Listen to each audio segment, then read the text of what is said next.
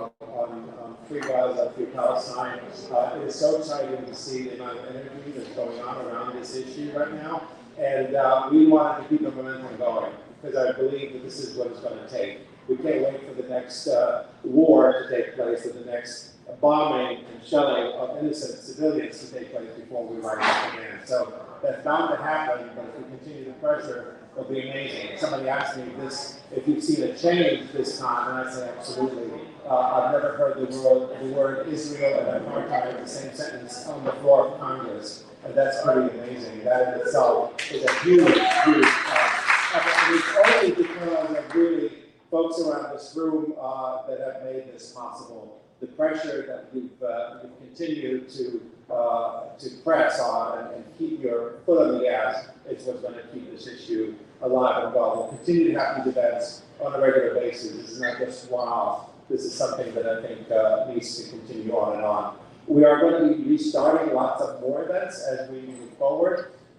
And a lot of you have maybe of late read about Nicole Hannah-Jones' denial of tenure at the University of North Carolina in Chapel Hill. So I had a chance to speak with her. She's going to be here on June the 12th. Mark your calendars. We are going to be starting a new series we are calling The Salon at Busboys and Poets. We're going to do salons. And she's going to be the first one, along with Michael Eric Dyson and Nikki Giovanni.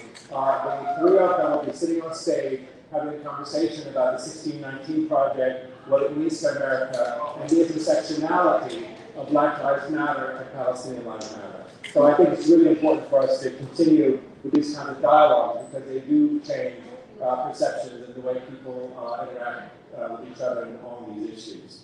So I'm really excited to say that we want to get started. We're going to be live streaming this on our, so we've sort of gotten used to live streaming things now. So we're going to be doing that on a regular basis. We're going to be live streaming this event. And I was really excited when I wanted to do something around Gaza and around Palestine.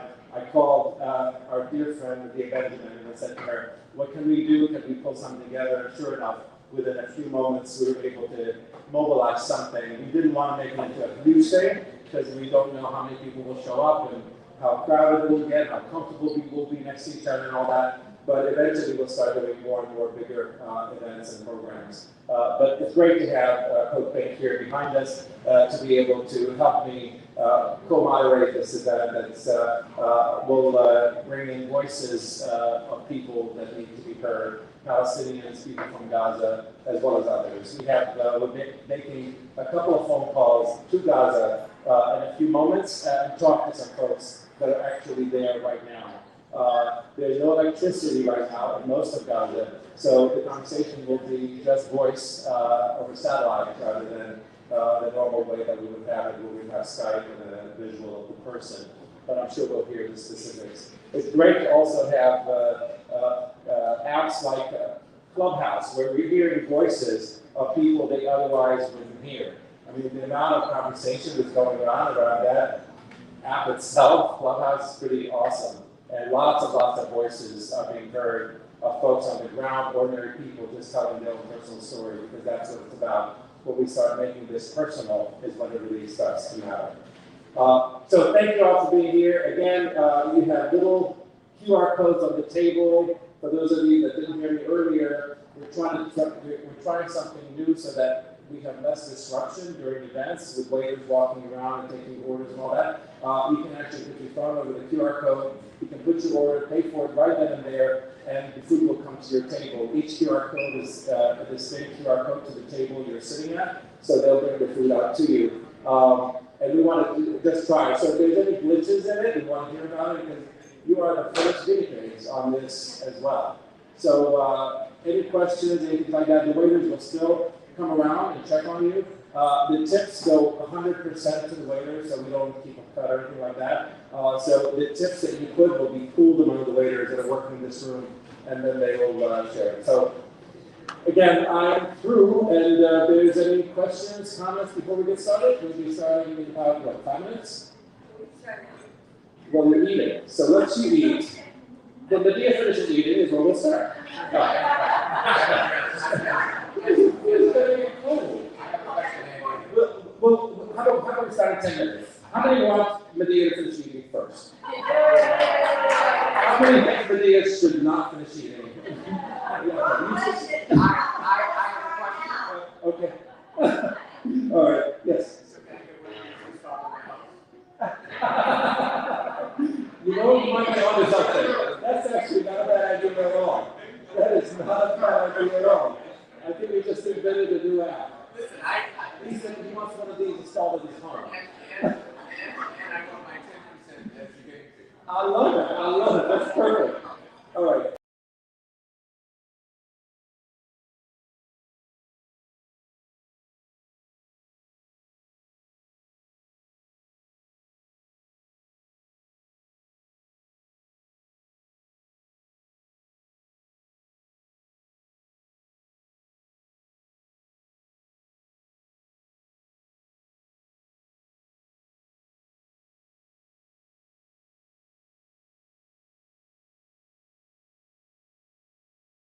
So that we get it out in many places. And thank you, Andy, for opening up, and I'm just so thrilled that we're actually together in person, touching each other, hugging each other. It's so exciting, and it just shows, you know, how much we've missed this in-person kind of interaction. How many of you have been out to a protest for Palestine in the last couple of weeks? Just about everybody. It is heartbreaking what has happened, and it is a moment that we just have to seize on. And I was amazed when we called around to some of the organizers, the youth organizers of the different demonstrations. Palestine Youth Movement, which is a group that I hardly knew. And I see them doing all these amazing demonstrations with American Muslims in Palestine. We have a representative here from, let's give him a hand, Mohammed. And we got to some of these youth organizers and they said, we'd love to come, but we have a protest going on today in Vienna. We have a protest going on in Tacoma Park. We have a protest going on where else? Rockville. And then last night, as we were driving around, we saw a caravan with all Palestinian flags and things honking, going through Washington, Morgan, U Street, right on here. Yeah. And has anybody seen the pictures of the London demonstration that happened yesterday? Unbelievable. You have to go and look at that. A conservative estimate is 150,000 people. Amazing. And let's remember, this is after the ceasefire. And I love what somebody said is, yeah, we're really glad there's a ceasefire, but there's no ceasefire when it comes to our work to hold Israel accountable. There's no ceasefire when it comes to the boycott, sanctions, divestment campaigns that we're going to be launching even more strong than they have been in the past. So no ceasefire when it comes to activism. And we have a small gathering here, but people who are so key and have been doing such beautiful work. So I want to thank every one of you for coming. As Andy said, we didn't put it out to the general public because we didn't know, what it's like these days post, well, not post-COVID, there's still plenty of COVID around, but so this is a perfect way to kind of get back into these kinds of gatherings. And we want to start out with one of my favorite activists, singers, musicians. He does it all, and this is Hassan El-Taib. He is an incredible organizer with the Friends Committee on National Legislation. If you don't know that group, you really should. And he's been doing amazing work on trying to stop the war in Yemen, and amazing work now on the issue of trying to stop U.S. weapons to Israel, in step with the groundbreaking work in trying to stop weapons to Saudi Arabia. So it's really one step to the next one. And Hassan is also a beautiful musician, so we've asked him to come and lead us opening with a song and then to talk about his work. So a big, warm welcome to Hassan Al-Khalid.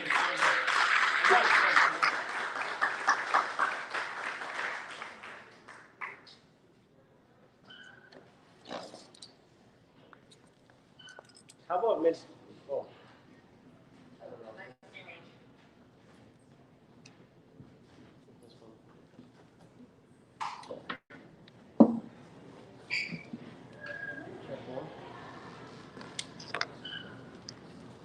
Check 2.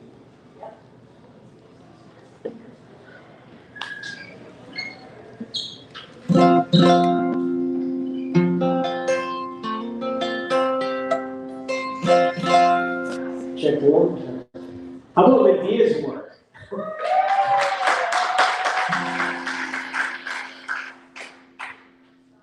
She is really an inspiration to so many of us who care about peace in the world. She's been a mentor of mine for the past couple of years. Pretty new to DC here still, but this is a tune that I really love. It's called Hallelujah, Glory Bound by the Waylon Jennings.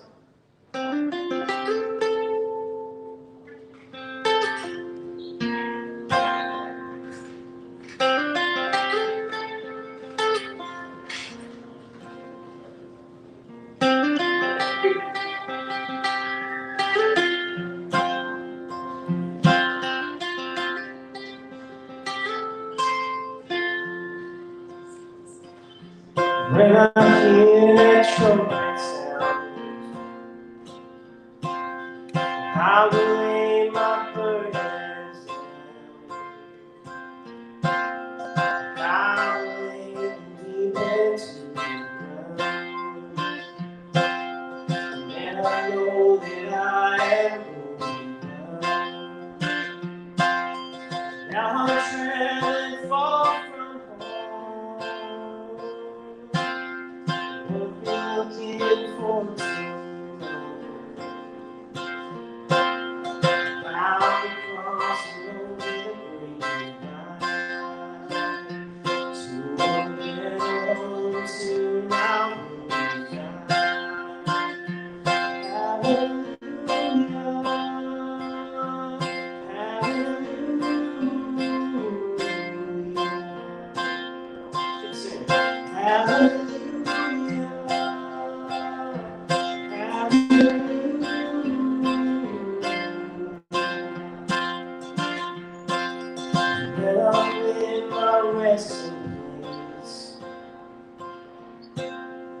I look on my mother's face,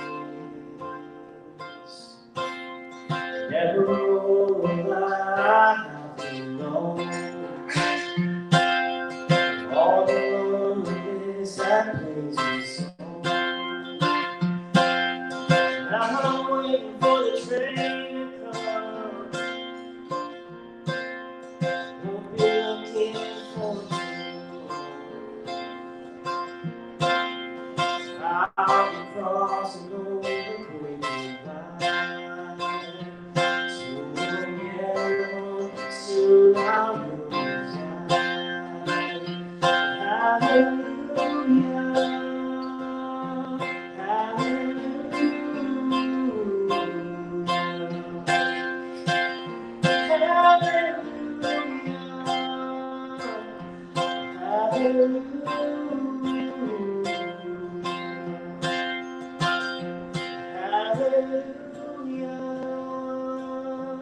Hallelujah,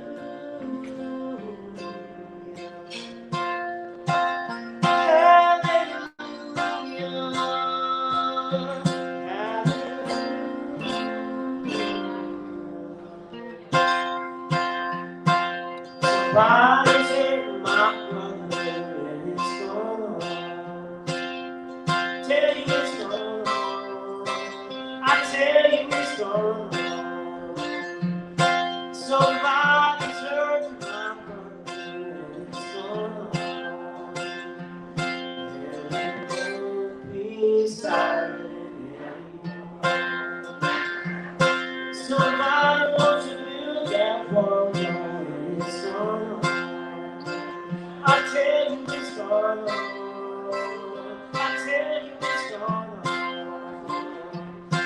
somebody wants to build that wall, and it's gone and we won't be silent anymore.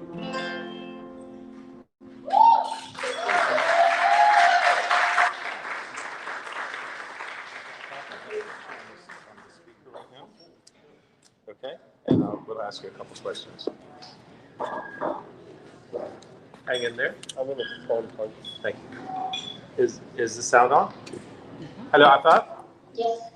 Do you hear me? Hi. Hello. We have a room of people here who are listening to the conversation. I wanted for you to just give us right now, where are you, and kind of identify yourself, please, if you don't mind. Hi everyone. It's nice to meet you all. My name is Afaf. I'm 18 years old. I'm a writer with enough numbers, and I live in the southern city of the Gaza Strip, which is called Khan Yunis. I live with my grandparents and my mom and my siblings.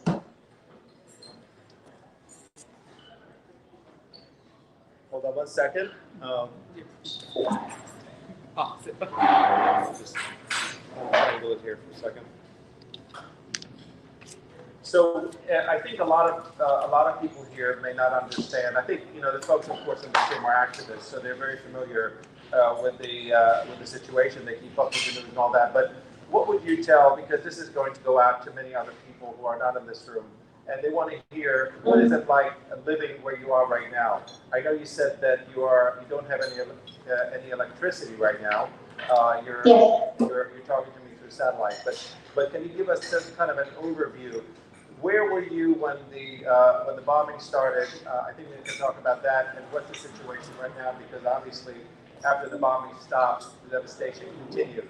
So if you can tell us a little bit about what the situation is for you right now.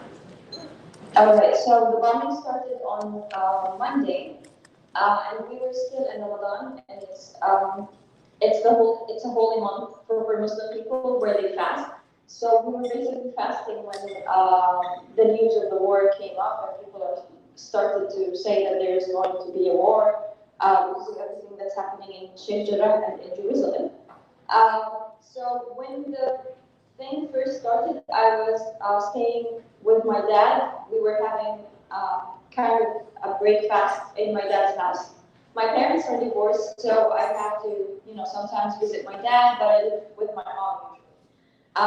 So I didn't even have enough time to stay with my father at that day because everyone was saying that there's going to be bombing, so everyone has to go back home. And I had to leave early to come back to my mom's house. And it started on Monday and it continued for 11 days. I used to wake up to the sound of bombing every single day. And most of the time I wasn't able to sleep because I'm a Palestinian activist, which means I have to constantly be out to follow up with the news, to translate what's going on, to write about what's going on. So even when I finally get the chance to sleep, to have some rest, I wake up to the sound of the bombing. And they bombed like so many places near my house. So I would wake up to my house shaking, literally shaking, to the point where my laptop actually, got broken because of how bad the house was shaking. And I live in a 2-floor house. So every time there was a bombing, I would run downstairs to my mom to stay with my mother and my siblings because of how scared and terrified I get. And here in my grandparents' house, like the place I live in right now, we have a lot of kids, my cousins and my brothers. So it was always so stressful to be around the kids at such a time because they would be crying, they would be shouting, they would be running around and holding onto their mothers because of how scared they get. And no matter how terrified I am, no matter how scared I am, I have to keep a straight face, to keep a smile on my face, and to act like, that I'm not scared at all. Because if I act like I'm scared, if I show my fear, the children are going to be scared as well. They're going to get even more scared. And this is basically what me and my mom have been doing, throughout the war. We would, not be able to show our fear because we know that if we do, then the others are going to get more scared. And we would usually like kind of light circuits so that they won't get as scared. Like you would say, the sounds of the bombings are basically fireworks, and that people are celebrating, but they're using really loud fireworks. And sometimes it works. Sometimes saying that to the kids works, even though they're smart enough to know that we're lying, but they would rather believe it than be as scared as they are because of how loud the explosions are. Me myself, I had to, keep my his card on even when I'm sleeping, so that just in case I have to leave my house, like out of nowhere, like get woken up by my mom to leave the house, I would stay modest. I would still have my hijab on, my headscarf on. So I used to sleep with it. Uh, and at the end of the war, like in the last day, we actually had to evacuate from my house. Our neighbors got a call telling them that my whole area was going to be heavily bombed, and so the whole area, the whole neighborhood had to evacuate from their houses, and I had to flee to a totally different city, and stay there for the night. And at that time, the news of the ceasefire started to show up on social media and stuff. But we were so confused because nothing was confirmed, and we were basically able to hear the sound of the bombing and the explosions and see them from the windows while people were posting about the ceasefire. So we weren't able to, kind of choose what to believe: the news that are on social media or the things that we see and hear. I was finally able to go back to my house at 3 in the morning. And by the way, when we had to evacuate, I was actually having an interview with Harry here about the situation in Gaza. And my mom came in the room shouting, telling me that we have to leave the house. And at that moment, I was unable to, comprehend what she was saying, because in the exact same morning, one of my friends had to leave their house because it was going to get bombed. And I was just wondering, like, how would it feel if I had to leave? Like, would I be able to take it? Would I be able to deal with it? So when she told me that we're evacuating and leaving our house, I just stood in the middle of my room, unable to choose what to take and what to leave. Like, I was just standing there, and I didn't know what things of my belongings should I take with me, because everything means a lot to me, and every single thing in the room, has a memory.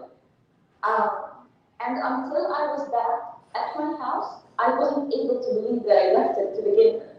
So this is basically how it's been for the past 11 days, the days of the war.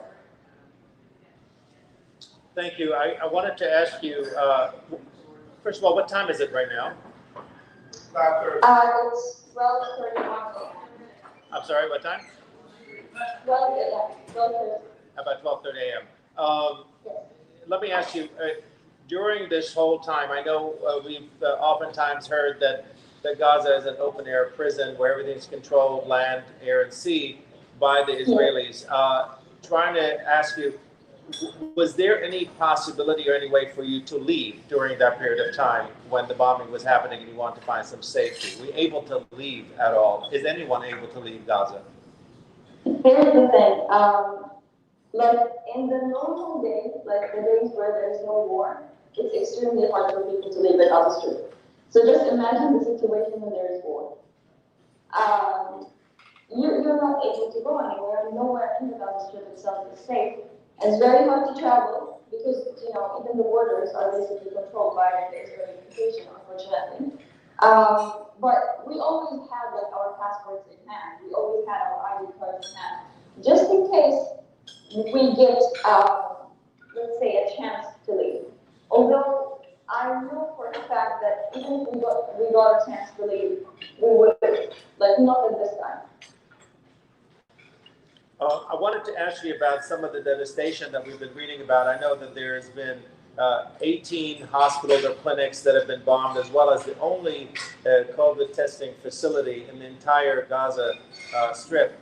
Can you explain what that means and what impact is that having on the general population right now?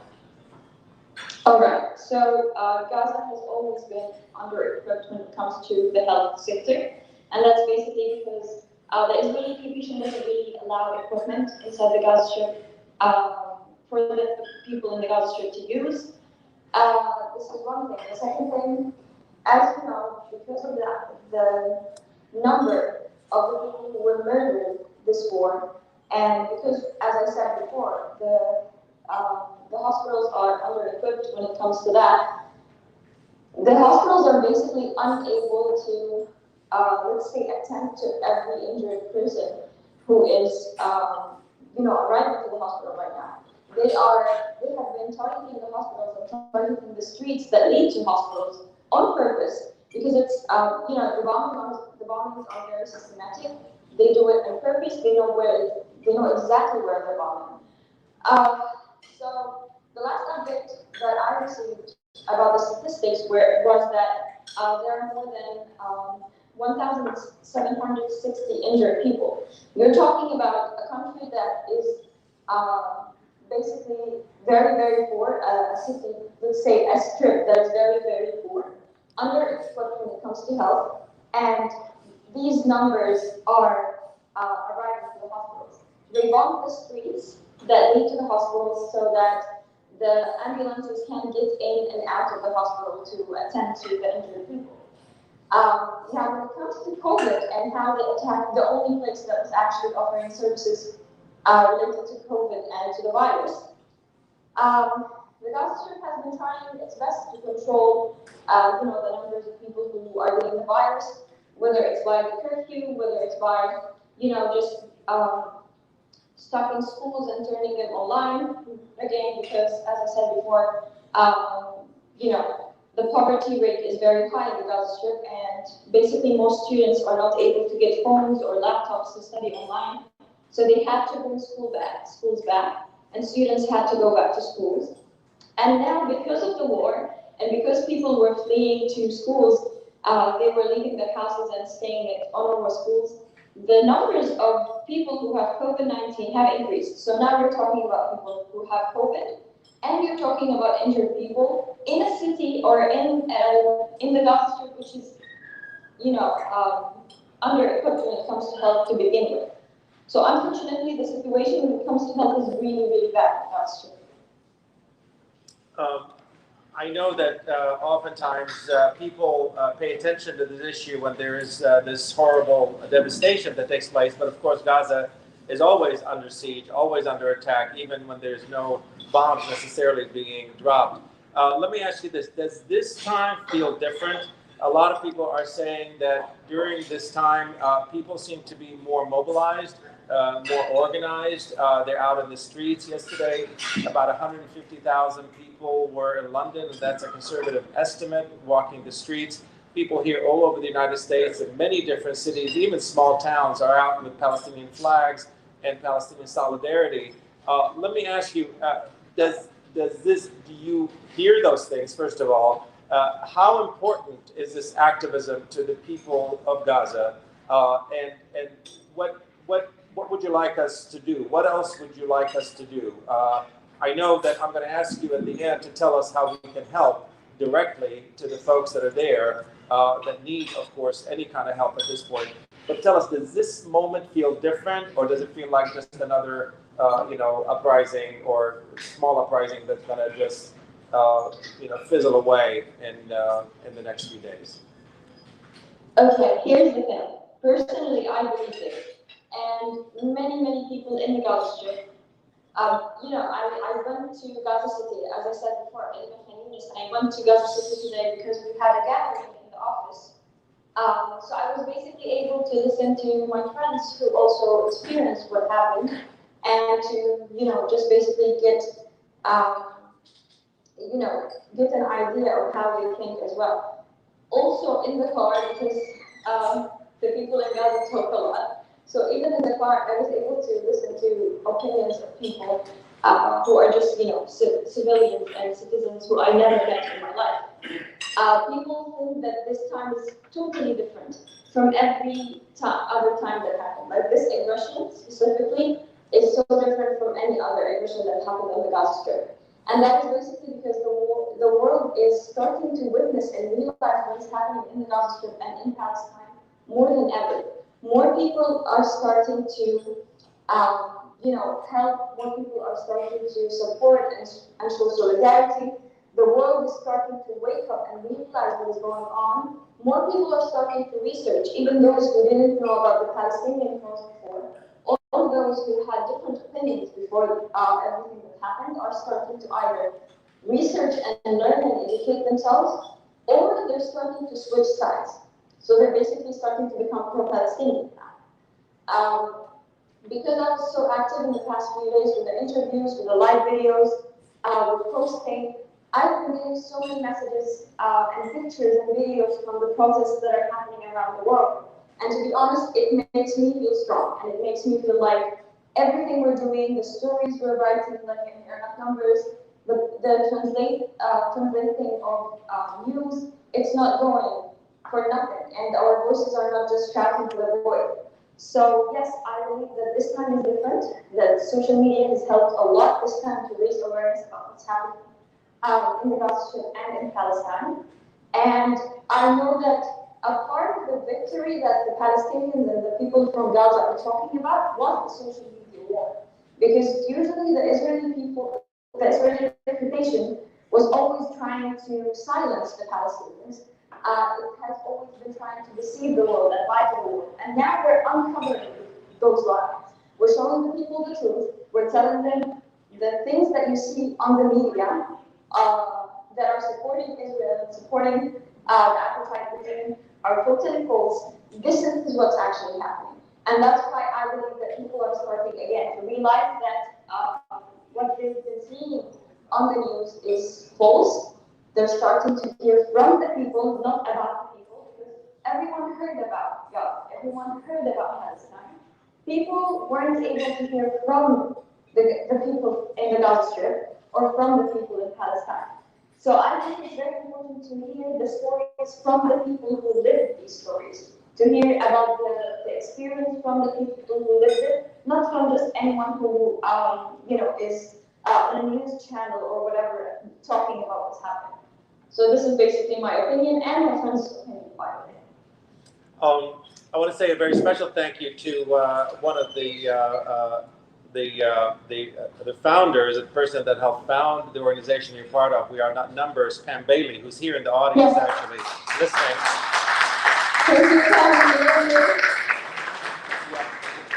What an important voice I think you bring that I think many Americans may not hear, although the people in this room I'm sure have heard this before. But as I said, this is going to go live everywhere, and hope other people can listen and watch. I wanted to ask you and then see if anybody else has any comments here from the audience to you, and I know it's late, so I don't want to hog up your time too much, but what can people do at this moment in time to help the people of Gaza? Okay, so I was saying the social media war is very important. And that's because we basically saw how big of an impact it is having on the Palestinian cause and on what's happening in the Gaza Strip. At the beginning of everything, like the assaults that were happening in Sheikh Jarrah, a lot of hashtags were banned from being used, like Al-Aqsa hashtag. And many people were getting their accounts either deactivated or suspended, whether it's on Instagram or Twitter or even Facebook. I got my personal account on Twitter suspended for a couple of days before they finally allowed me to use it again.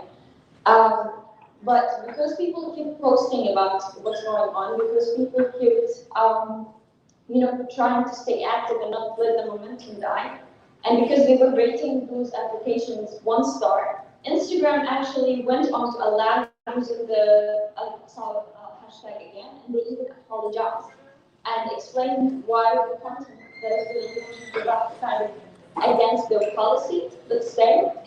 Unfortunately, they've been trying to censor any content related to Palestine and the Gaza Strip. But because everyone kept posting, alhamdulillah, we were able to, let's say, reach to more people and just basically send the deliver the message to a wider audience of people. So social media is very important. Social media is extremely important.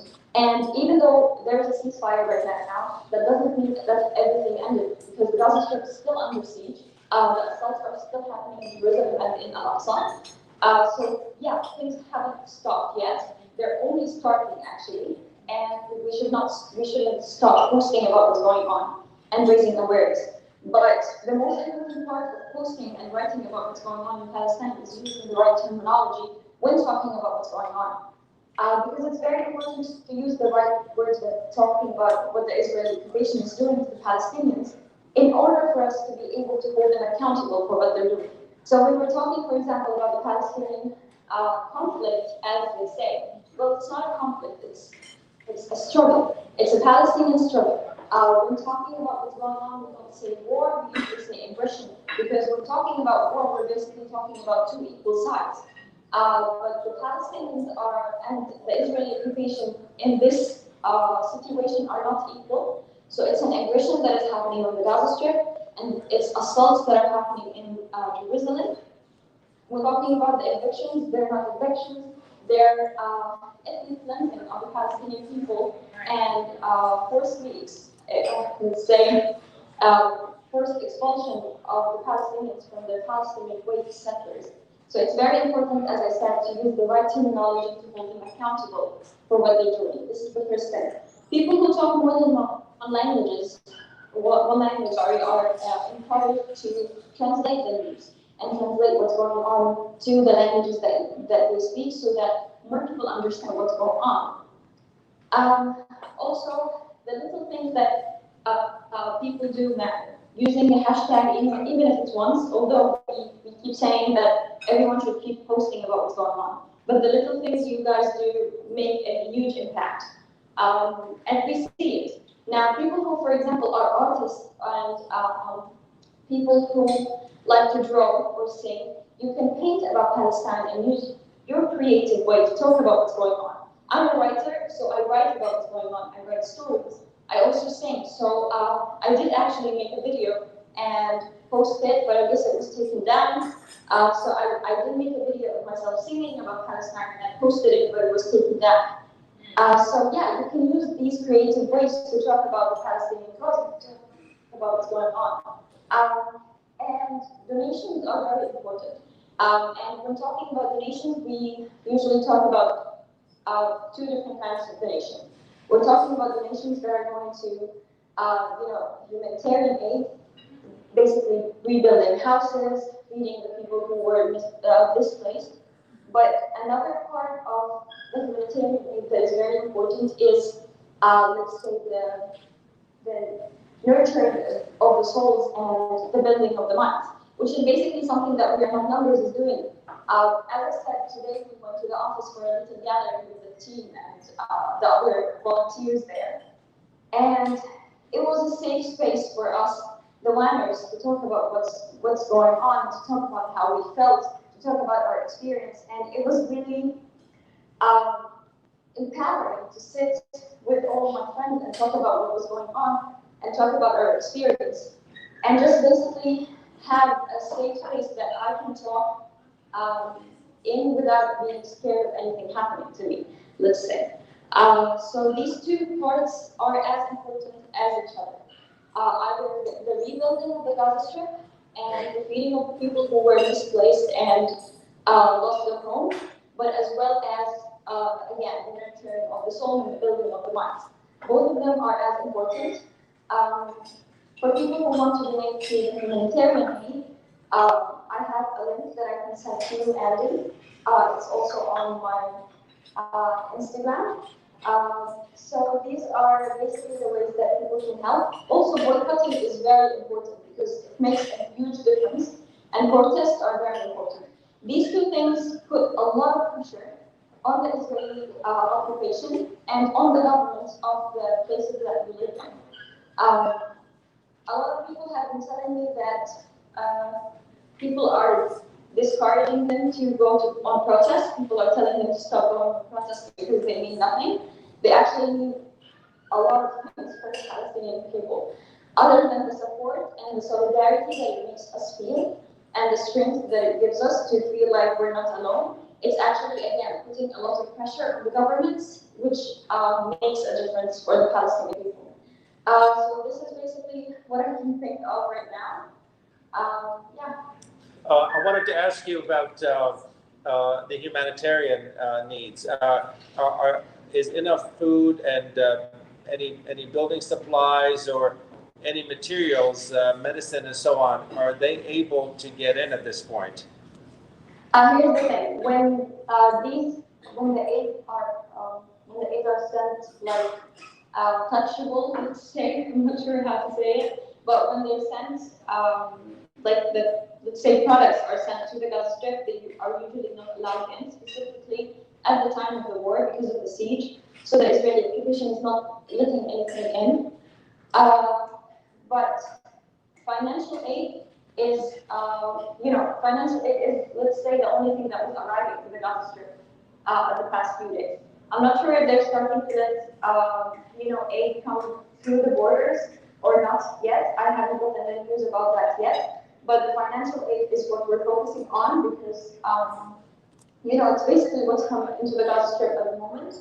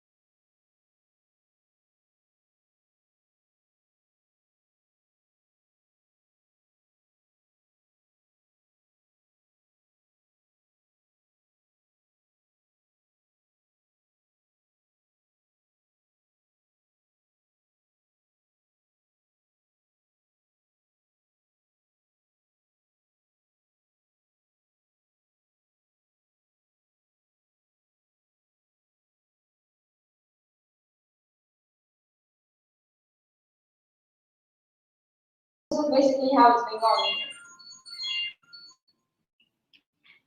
Yes. Hello. Hello? Yes? Yeah, good. I can tell you something. Yes. I have a question. Just go ahead and ask it without the microphone. Oh, I have a question about what you think and the people that you are surrounded with. What you think of Hamas? Did you hear the question?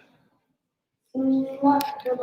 The question is, we oftentimes hear about Hamas and their involvement in this aggression.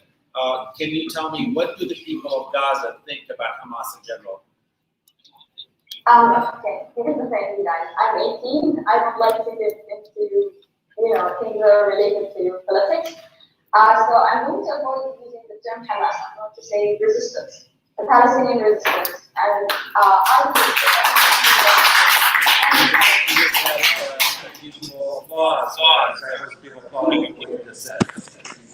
Thank you.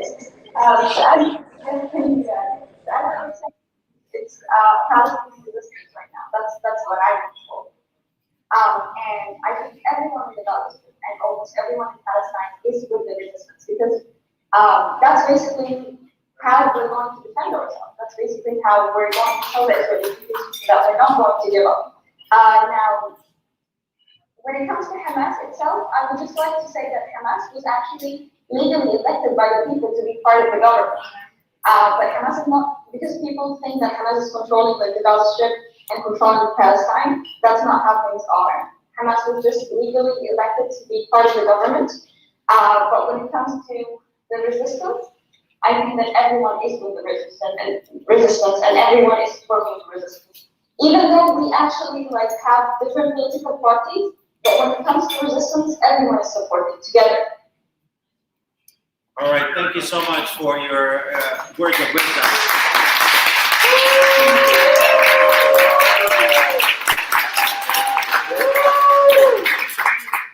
Did I say that you're 18 years old? Yes, I'm 18. Wow. I'm turning 19 this July. That's pretty amazing.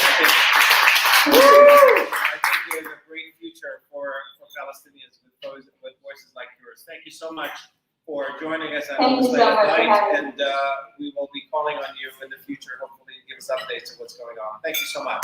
Good night. Thank you so much.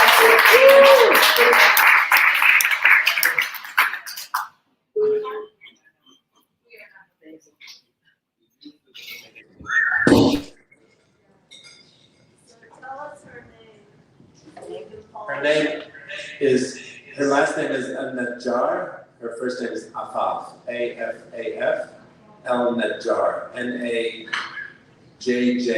I believe. So as Andy said, with voices like that, 18 years old, in her second language, that gives great hope for the Palestinians. And Andy did bring up Pam Bailey as somebody who has played a critical role in helping Palestinian voices get out into the world. And I just want to show the effect that the work that we all do has. I want to acknowledge Ty Berry, my partner, who has organized many trips to Gaza.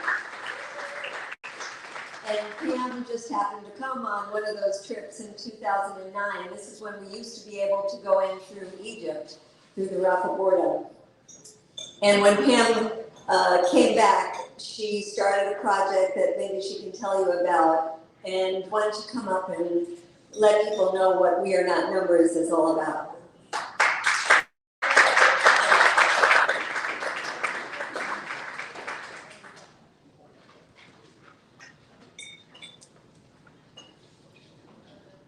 Yeah, I definitely have to say that Code Pink and Medea, specifically in Thai, changed my life.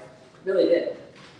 So actually, I have to credit everything that came afterwards to Medea and Code Pink. I actually would say that most people, once you've been to Palestine once, it gets into your bloodstream. It gets under your nails. And I actually remember my very first trip to the West Bank, which was before going to Gaza, was with Gold Exchange. Yeah. And I met this man in Tulkarm, and we were out in his field, and he was explaining how the wall had separated him from his farmland. And he said to me, he looked at me and he said, well, what are you going to do when you go home? And it really wasn't until that point that I actually thought about it and realized, yeah, this can't just be a trip. I have to go back to him. He said, don't forget about me. And really, it became a journey. I went back to the West Bank one more time, and then went to Gaza in March of 2009. And I formed We Are Not Numbers in 2015, right after the 2014 war. Unfortunately, the greatest tragedy of my life is that I was deported and banned by Israel. So I I'm not allowed to return. No, but I consider it the greatest tragedy in my life because I consider my second home. The people there are my family, and it's just very sad. But I like the fact that We Are Not Numbers has taken on a life of its own. I have to tell you that when I first started, it was like on a shoestring. I was always coming up with ideas, and I didn't know this one would stick. And now I look at it, and it was during this, the thing that felt really different to me this time is that I could almost like sit back and I just watch them on their own with very little direction from me at all. Being called by BBC World News and Democracy Now! And they were all over the world, and their stories being translated to Bengali. And yes, I have to tell you that although what was going on was terrible, I could see they were energized, they felt purposeful. And so my only plea to you is you know, I think it's tragic that you only get this kind of attention when there's violence. You know, and we say, all these activists tell them, you know, non-violence, you know. But the only time they get attention, really, is when they're fighting back, and then Israel responds disproportionately and people get hurt. And then everybody else goes off and looks the other way. And the thing is that the problem is still there. And this will keep happening again and again and again until the occupation ends. So that's what my plea to you is: do not let your attention go. Stay engaged with them. Share their stories. And the biggest thing that I do, bring the subject up. This is one of those subjects that in polite company you don't want to bring up because you're afraid of, you may have Jewish friends in the room. And I tell you, I felt this personally. I was actually denied a job recently because of my Gaza work. So I understand that there can be costs. But that's one of the simplest things you can do. Talk about it. Bring it up to people you don't know. Have those conversations. Keep speaking out. Tell your congressman. I was very proud that Rashida Tlaib now, we have a voice in Congress, and Bernie Sanders introduced a bill, and we're getting somewhere. But I do want to introduce one of the writers who has been with We Are Not Numbers from the very beginning. Very prolific writer. He's now in the U.S. Mohammed. I want you to have him come up, tell you a little bit about his perspective. He's so happy to watch a war for the first time from here. He's been with them all this time, and he can tell you that that's just as hard. Thank you, Beth. First of all, I would like to thank Afaf and every single activist in Gaza. I hope she's watching us, and I would love to tell her that without the activism that they have been doing, reporting the Israeli crimes, I'm sure we would not see all these huge marches all around the world, especially from the celebrities all around the world. Thank you so much, Bam, for introducing me, and thank you for hosting us here. Actually, my name is Muhammad Arafat. I'm not the relative of Yasser Arafat. I would love to, but I'm not. I came actually to the US almost 2 years ago. I tried leaving Gaza for almost 3 years. And I will tell you the short story how I left Gaza actually. Actually, Afaf told you that leaving Gaza is not easy, and she is 100% right, but I finally succeeded to leave. In 2016, actually, at the beginning, I got a scholarship at Warwick University in London, and I got the visa stamped on my passport. And I waited for 6 months for the Egyptian border to open, and unfortunately, I couldn't make it, so I lost the scholarship, and the visa was still on the passport. I thought it was the normality over there in Gaza, but unfortunately, it was the beginning of a long journey. I got another scholarship to Chile in 2016 as well, and I got the visa stamped on my passport. I couldn't leave as well. I got the same scholarship at the beginning of 2017 in Chile. And I made it to the Gaza Rafah border, and the visa was about to expire, like it would expire after 20 days, and unfortunately I couldn't make it as well. So again, another visa was stamped on the passport. And finally, actually, I made it out at the end of 2018, unfortunately, after paying some money for the third party to leave the Gaza Strip. And believe me, this is almost the only way the people of Gaza could leave right now. And you don't only pay for example, $200 or $300. You pay $1,000 or even more just to cross a few meters from the Gaza border to the Egyptian border. And then after that, the exhausting journey would start, unfortunately. Anyway, I made it to Chile, where I found the biggest Palestinian community outside Palestine. Chile itself has more than 700,000 Palestinians living there. They have a club, a football club, which is called Palestino, and I'm sure a lot of you know about this club. They have the oldest church in Santiago as well. So this Palestinian community over there is the biggest in Chile, and they are very supportive for Palestine. They very culturally connected to the Palestinian case. And actually I wanted to stay, to have a stable life in Chile, but then I came here and I found that even not only Palestinians of the US are supportive, even every single person I met was aware of what's going on in Palestine and was aware of what's going on to the Palestinians who are under the occupation over there. But anyway, talking about the war that lasted for 11 days, 2 days ago it was the birthday of my niece, and I asked her how old she was, and she told me I am 4 war old. I was like, wow. Yeah, it is just unfortunate. It is the reality over there, and even little kids, as I first said, what they know about right now is bombs, explosions, buzzing drones and stuff, and it is just unbelievable. Believe me, I lived actually in 2014 war for 51 days, and we lost so many friends and relatives. And believe me, it was brutal, it was hard. But at the same time, the last war, it was harder, especially for the people who have relatives in Gaza and who are away. It is really hard because they know that their relatives hide things from them so they don't get worried. For example, I too hide things from my family, for example, here, when I have a problem or something, because I really don't want them to get worried about me. And exactly they do the same for us. It is just unbelievable. And believe me, sometimes I really wish that I was there, I were there with them, because if something happens to them while I am here, for example, it would be just disastrous, you know, like I lost my grandmother a few months ago, and I couldn't even go to work, and she was almost like 89. I couldn't go to work, I couldn't eat. It just worrying over and over again, because you don't exactly know what's going on there. So basically, living away from the family while they are under an occupation and under a daily oppression is not an easy thing at all.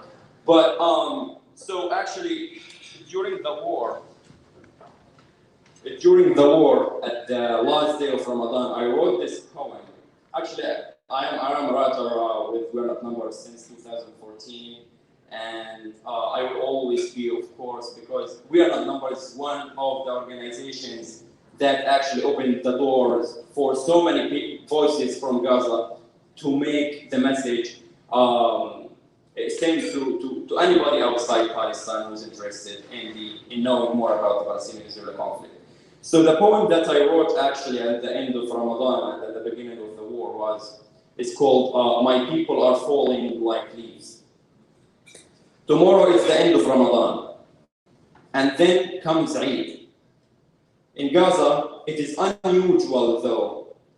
Tomorrow might bring an ache to a weeping mom's heart, crying over her child. Tomorrow more leaves might fall. They fall like they are falling in love with Gaza's land. Actually, after the end of the war, I wrote this other article, before actually the end of the war, other poem, sorry. It's called In an Instant, and it is edited by Pam as well. Come and see the empty streets. It's quiet, but amid it all, a baby cries. Her mom is gone. lost in an instant.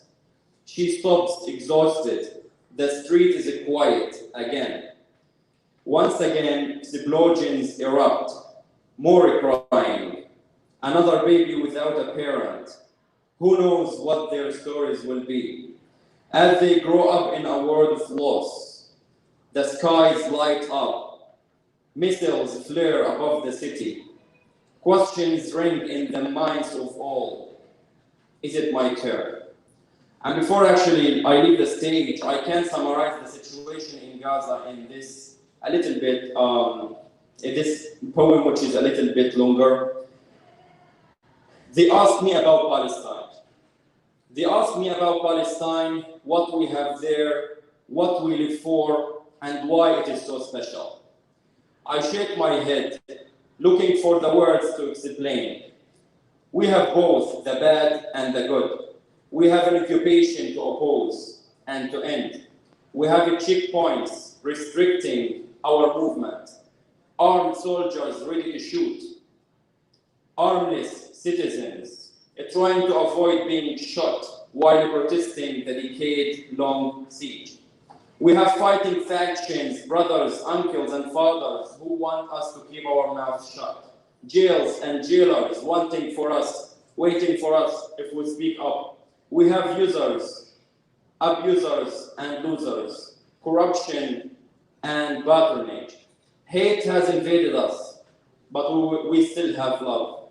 We have an endless sea that gives us at least an illusion of freedom, fields of the world's brightest red strawberries, and ancient buildings whispering about the history once noble and proud.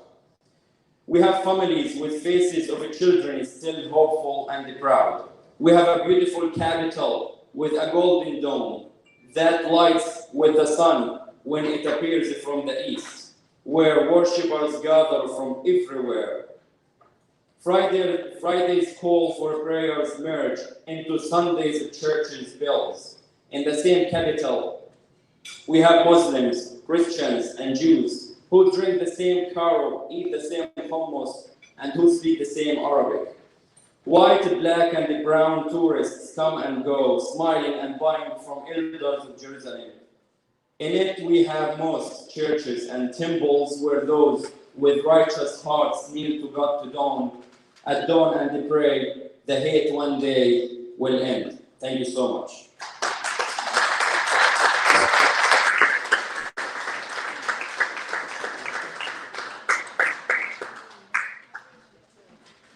Thank you so much. Thank you so much, Mohammed. That was beautiful. I want to call up another Mohammed. No.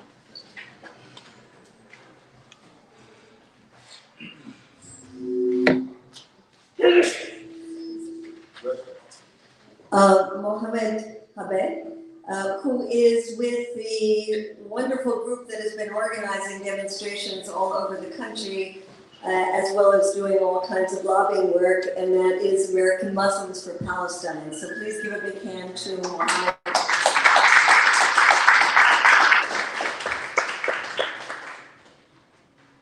Good evening, everyone.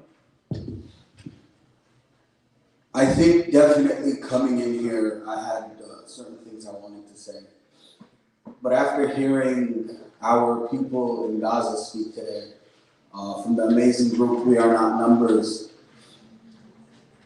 I'm thinking about how this time was different. And, you know, when we talk about social media, we know that social media was very good and worked well for our people this week.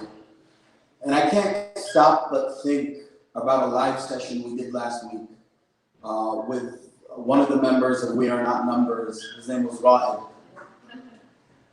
And in the middle, towards the end of the session, as Rod is talking about the situation, all we hear is a loud boom. And we see his background shake, and we see him stand up and start praying. And he tells us that a bomb just dropped in his community, in his neighborhood. And when people ask what's different this time, that's what's different. Is that we're catching Israeli atrocities on camera. You know, in the same way that our black brothers and sisters in the US are now doing more and showing more about what these racist policies against them have been going on and what's going on with police around this country. Catching things on camera is helping us. The Palestinian cause has always been very simple. In the words of Mahmoud Darwish, على هذه الأرض ما يستحق الحياة. That we have on this land what deserves life. Palestinians deserve life. They deserve their rights and they deserve liberation. And that has always been what the Palestinian cause has stood for. Now, this past week, we're hearing news of a ceasefire. And we're proud of our people in Gaza who stood tall for what they believed in and stood against what Israel was doing, not only to the people in Jerusalem and the people in Sheikh Jarrah, but stood against what was happening to them with their illegal siege that's going on. When we talk about Palestinian resilience, Gaza is the best example of that. And for them to care about their brothers around Palestine in a time where they are under siege, where their aquifer doesn't have clean water, is the true essence of Palestinian brotherhood in the Palestinian cause. And we're definitely happy that this ceasefire happened. But there's no ceasefire in Sheikh Jarrah. We see updates from Muna and Muhammad every single day about how more and more Israeli forces are coming in to their city. Coming into this very small village and doing their best to hurt the residents. We know that there is no ceasefire in Jerusalem. With the day that the ceasefire started, the Palestinians in Masjid al-Aqsa, worshippers, were attacked at the third holiest mosque in our religion. And that is why that even though there is a ceasefire and we know Israeli oppression won't end with this, Israeli apartheid won't end with this, and the Israeli ethnic cleansing of Palestinian land will not end with this, neither will our work. And that is why we at American Muslims for Palestine are proudly taking our work to another level. We have one demand, very simple, very easy to understand: sanction Israel.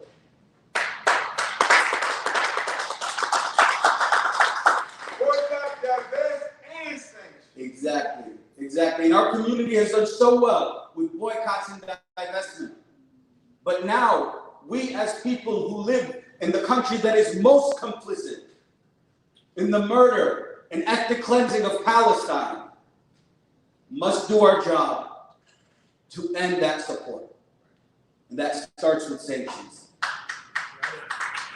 It's time for us to be big. It's time for us to be bold. We will not go back to the status quo. It's not enough that they stopped bombing Gaza. We need to make sure they never bomb them again. We need to make sure American money is never used to hurt a Palestinian, no matter where they are. Whether that be in Gaza or Jerusalem, Sheikh Jarrah, or in Lid, Haifa, and Yafa. We're going to stand up and be bold and be big for our brothers and sisters in Palestine. And that's why AMP is dropping this new campaign to sanction Israel. For those of you who want to take a part in this, log on to sanctionisrael.org. We have a petition, we have a few more action items explaining what we're trying to do, explaining what this campaign is about. So what I need you all to do is, one, log on to the website and sign this petition. Hit up your friends, tell them to do it as well. Make sure people know about this. Second, Tuesday night, we will be having a full session with Palestinian leaders and leaders from around this country to talk about our campaign and what we're trying to do with it. And lastly, next Saturday, on the 29th, just like our comrades and our brothers and sisters and the UK did just yesterday, we are going to march on Washington. It's time that we work as a collective group and do our part. For those of you who are able to come out next week, we're going to be at the Lincoln Memorial. Once you log on, check us out online, check us out on social media. We have more information there. But we are going to take it to the streets, just like we've been doing this past couple of weeks. AMP was ready when everything started in Chef Dabah. And because of our preparation for our brothers and sisters in Chef Dabah, we were able to do good work and do our jobs for our people in Gaza when the bombs started. We need to make sure that we are always proactive for Palestine. And to do that, we need all your support. So check us out online, help support our petition, and we look forward to seeing you all next week in the streets. Thank you all very much.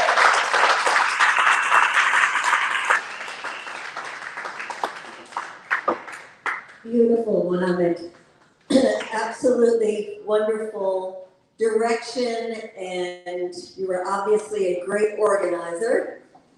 And we look forward to having a massive outpouring of people in from the DC area and around the country who are going to make it to Washington, DC to show the people of Palestine that, like our brothers and sisters in London and other places around the world, the ceasefire did not stop us from getting out and organizing. And this really segues beautifully into Hassan's work, because when Mohammed was talking about sanctions, the focus now is military sanctions. And that's what Hassan has been such a key leader in mobilizing about. So if you could please give another hand to Hassan.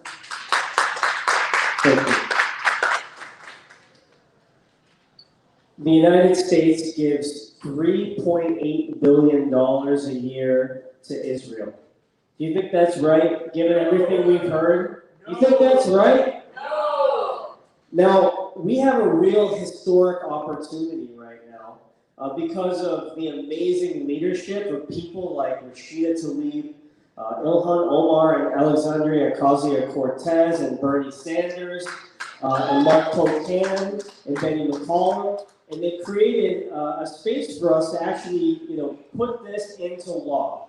Now, a joint resolution of disapproval, basically anytime there's a weapons sale, you can block a weapons sale by introducing this resolution. Now, last week, we learned, that there was a notification on May 5th by the State Department to approve $735 million of weapons, the same weapons that are being dropped on Gaza, the same exact weapons, while they're dropping the weapons on Gaza. It sends a horrible signal. It's a green light to continue more and more violence. And then I'm really pleased that members of Congress, for the first time in U.S. history, the first time, since 1948, somebody had the guts to say no, and that we're going to drop this resolution and try to block this sale. And the bill number is HJ Res 49. And so I got to say, Eleanor Holmes Norton is not on that bill. And we need to get her to co-sponsor that bill immediately. That's a real simple thing we can do here in DC. Now, Bernie Sanders has also introduced a companion. Now, there's a really important piece of that. On the House side, we don't get to force a vote. But on the Senate side, we do.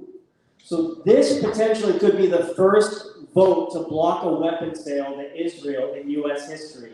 That's, I believe the bill number is SJ Res 19. And I think it's really critical. We don't have a senator here in D.C., but right across the border in Maryland, we've got Van Hollen, we've got Senator Cardin, we've got Senator Kane, and we've got to get them on board. So I really want everybody to support Mohammed's work. This is incredible. This is just an extension of that work. And I think we really need to come through right now.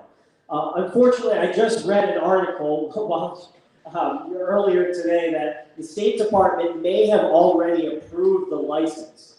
Now, this is kind of complicated, but it doesn't actually stop us. We can still force this vote, and we can also block delivery of the sale. So this is not a done deal. And this just opens the Pandora's box. We could do this every single time there's a weapon sale to Israel. It's introduced a resolution. We've kind of like broken the glass ceiling here. There's nothing stopping us from getting members of Congress to do this in the future, because it's not just about the bombs being dropped in Gaza right now. It's about 70 plus years of apartheid.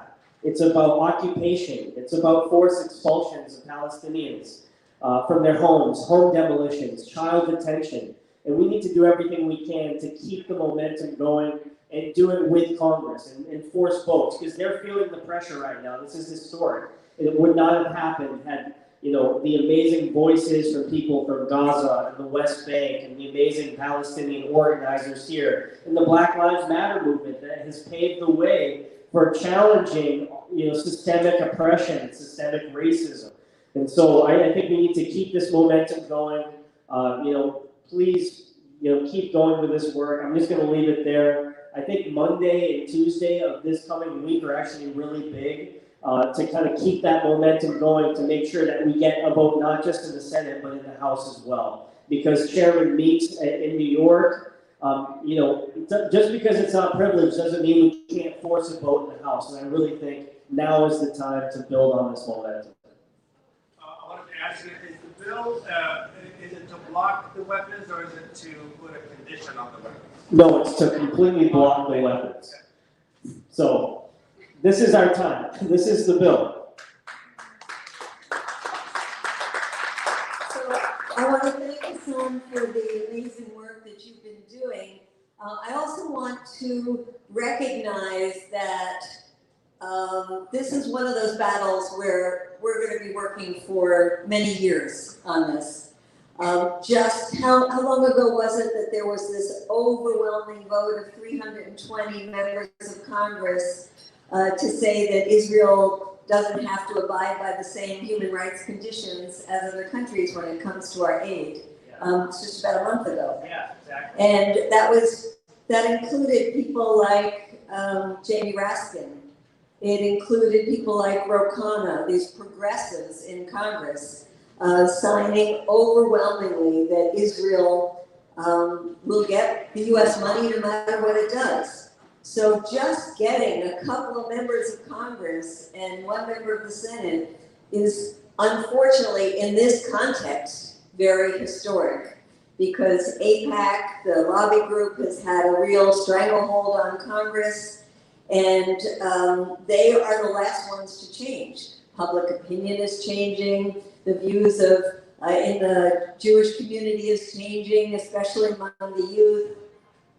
The ones who are the last to change are our members, our elected people in the Congress and in the White House, because it has really been despicable what this President Biden has been doing in terms of blocking a ceasefire at the United Nations, in terms of not coming out and condemning Israel. So there is a lot of work that we have to do, and this is really the beginning of it. And we can't leave these 5 progressive members of Congress and 1 senator out there hanging. It's actually 15. Oh, it's 15 now in the House, so 15. Yeah. And we've got to get those people who have been progressive on everything but Palestine to change and to be progressive on Palestine as well. So you brought up, Hassan, the issue of how the Black community in the United States has put so much attention on the issue of systemic racism and systemic violence. And I know we have some really wonderful activists here in the Black community, like Kimon Freeman. Kimon, how about coming up and saying something about this connection between Black activism and Palestine? Do something. All the time. Peace. I'm gonna use this mic so I can sit down and enjoy my drink. 1, 2, 1, 2. Okay, good. I'm not vaccinated. All right, I want to give a shout out to the Venezuelan embassy protectors over here. One of my great mentors, Kevin Zeese, was one of those embassy Venezuelan protectors, and I had the good fortune of witnessing y'all brave souls in the federal court building set up for your rights. And somebody, unbeknownst to all of us, took a picture in a federal courtroom, which was a crime. All right. I also want to give a shout out. Can we give a round of applause to Medea Benjamin and Ty and Tracy? And also give a big round of applause to the House, Mr. Ina Shalal and his lovely wife, his trophy wife, his trophy wife. Okay. Trophy wife. Yes. All right. So having said that, I want to just put some paint on it. I know I'm preaching to the choir, but as a student of Dick Gregory, he told me that the choir needs practice. So here we go. I want to read something from Linda Sarsour. I hope I'm pronouncing her name correctly, as I interviewed her before. Everyone should be familiar with her. She goes on to say that I can't count how many times someone told me or someone I love in the movement to lay low on Palestine. That speaking up for Palestinians can hurt our careers, that it's a fight we can't win, that we will be vilified and marginalized. And I'm sure each and every one of us has heard this same sentiment before. I think that has changed. And I think it's finally changed. It should be buried as quickly as possible. Because none of us are facing the same level of oppression that the Palestinians face on a daily basis. I mean, yes, we don't trust the water here either, but we do have choices. I was shocked to see, or I was shocked to hear rather, when Ty just told me, or Medea just mentioned, that Congressman. He's a congressman. What state is he representing? California, Silicon Valley? Okay, that makes sense down there. I think about the money's over there. But he's progressive, quote unquote, but he is on board with denying human rights to Palestinians when you basically say that Israel is exempt from, okay. I just want to put some paper in and explain something to you here. Let's start with critical race theory. The cornerstone of critical race theory is that Christopher Columbus did not discover America. Do we all agree? That's the basis of critical race theory. Europe is not even a continent. Pull out the map. But if we do not question that, if we continue to accept that, then we are going along with the status quo. And we need to understand this. And until we start to question what has been universally accepted, we're going to still be working from a faulty premise. Okay? And that's where we need to start. It's from an actual, accurate analysis on where we've been, where we are, and where we're going. Okay? So next time somebody says, how many continents are there? 7. Well, correct it. Get the story straight. Break out the map. And if you look at a map of Israel and Palestine, I think you'll see the same type of reflection. Having said that, I submit to you that Israel and the Palestinian conflict is not a religious conflict. I submit to you that it's still an extension of the institution of white supremacy. Yep. They are not suppressing the Palestinians because they are a different faith. You know, when the police pull black people over, they don't ask, are you Christian? Oh, you good. You're Christian. Okay, let them go. They'll die. It's not about that. If it was, then the Ethiopian Jews wouldn't have problems that are citizens inside Israel right now. Okay? So let's be clear. It's still about that. Racism, white supremacy is still ruling the day and setting the agenda.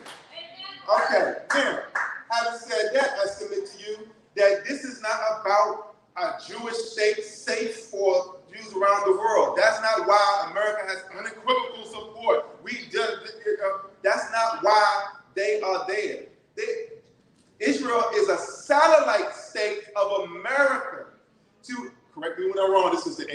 brand therapy perception and perspective. I do not reflect the house rules or the opinions of those who put this event together.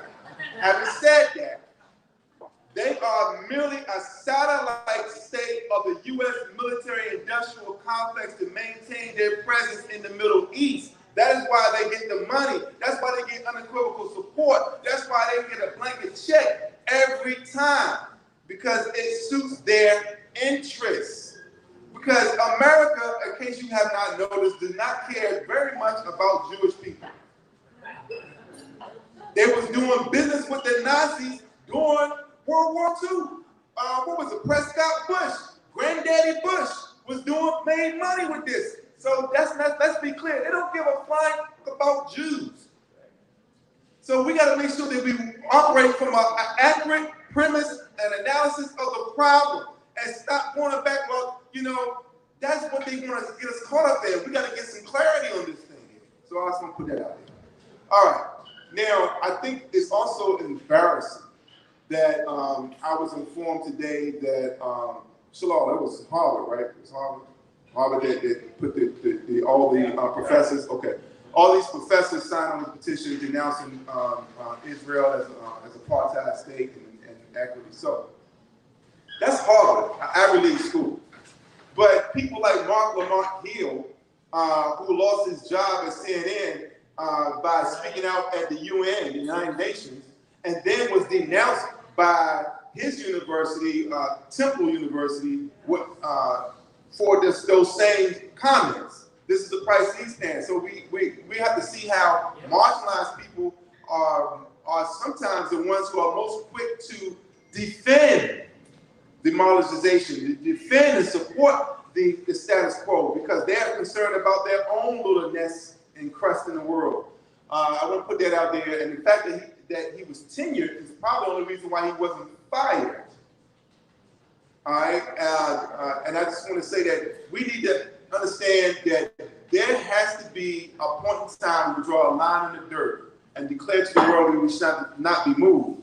But I think that we are lying to ourselves and being disingenuous. If we ourselves don't have any skin in the game, that we ourselves are not willing to lose something, we ourselves are not willing to risk something, we ourselves are not willing to do something beyond our comfort zone that's going to contribute to the ultimate solution for a free Palestine and an end to the occupation. Because I also think, and again, in analyzing the accurate premise of the conflict in Israel and Palestine, I would submit to you that Israel is not acting alone. Israel is not doing this on its own. Israel is funded by America. It is the largest recipient of military aid of any nation on earth. It's Israel. They get the biggest, blankest check every year. I'm from DC, represent the culture, every year. Having said that, where is the federal government getting that money? From federal income taxes. Oh, now it gets personal. Because now each and every one of us, except for my black ass, for 25 years I have not been participating in the system, but I don't have anything to lose other than my skin in the game. But we have to start to decide how far we want to take this. Because unfortunately, we all are complicit. We all are supporting this occupation in some shape, form, or fashion, and that is the accurate premise of the problem. What are we willing to do? And how far are we willing to go? And what are we willing to risk? That is a personal choice, no judgment to anybody. All I'm saying is that the rabbit hole gets deep. Now, we'll close by saying this. When Barack Obama, who I was not a fan of then, I was not a fan of during his presidency, and I was not a fan of now.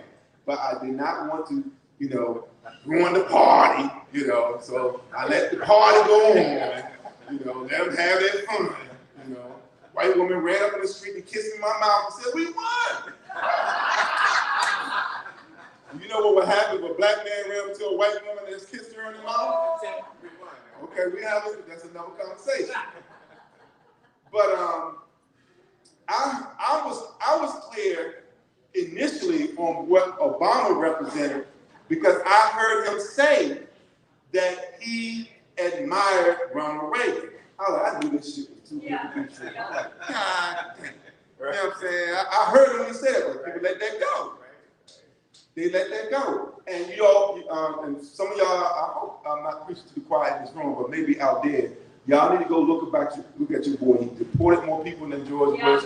His drone policy, he met every Tuesday killing people. You know, he destroyed Libya. I think that's the one. Flint still don't have clean water. Y'all see him when he went to Flint, and he drank the water. He started coughing through the speech. You see Obama coughing through a speech and have to ask for water 2 or 3 times. That's political theater. So y'all can go ahead with that. Miss me with that. Okay. But anyway, I went to his inauguration, and I'm out there, and I got this sign that says, "Injustice anywhere is a threat to justice everywhere." Who said that? No kidding. All right, okay, just check. All right. So I got the sign that says that, and it has a huge Palestinian flag on it. So I'm standing out there, and as you know, the throngs of people going down the street, I'm just standing there, you know, angry black man therapy with this sign, right? And I'm letting people go by. And I wish I had a dime for every time somebody come up to me. Are you Palestinian? I'm like, you don't fucking look Palestinian. You just discredit what the sign says. Injustice anywhere is a threat to justice everywhere. So it doesn't matter if I'm Palestinian or not, right? So I'm standing there holding that sign. So I want to share that with you because I'm closing with the last words of Martin Luther King. I wore this for a reason. I have an independent radio station called We Act Radio, broadcasting live on the right side of Martin King Avenue whenever I'm not knocked off the internet by gentrification construction on my block. But we are all very familiar with Martin Luther King's last words, but we're not. Not his last, his last speech, which was delivered in Memphis, Tennessee, fighting for the rights of sanitation workers. And I think that's apropos because they really do treat the Palestinians like trash, like the disposable. But his next to his last speech was delivered right here in Washington, D.C., March 31st, 1968, and it was entitled Remaining Awake During a Great Revolution. And I'd like to share an excerpt of this speech with you here.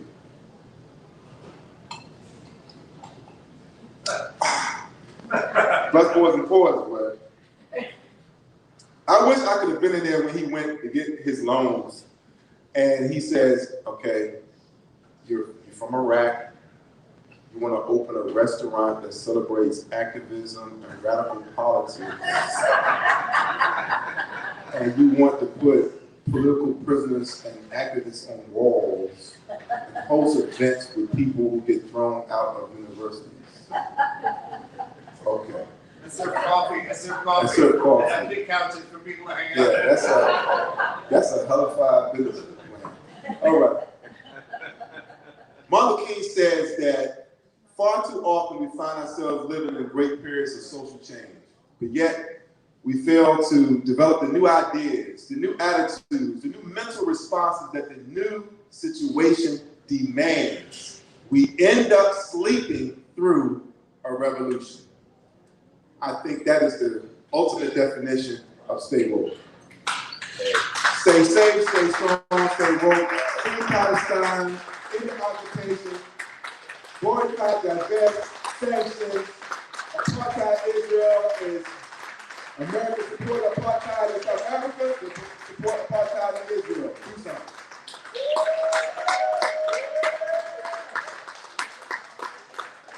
Is that black enough? Is that black enough? Can that white woman run up and give me a kiss in the mouth? Turn it on. Turn it on. All right, whenever we need a reality check, we'll bring up Kamal here, just to put us in perspective here. And you know, the whole idea of intersectionality, of course, is the key for this struggle. You know, we all know that. And I think that's what it's going to take. People understand.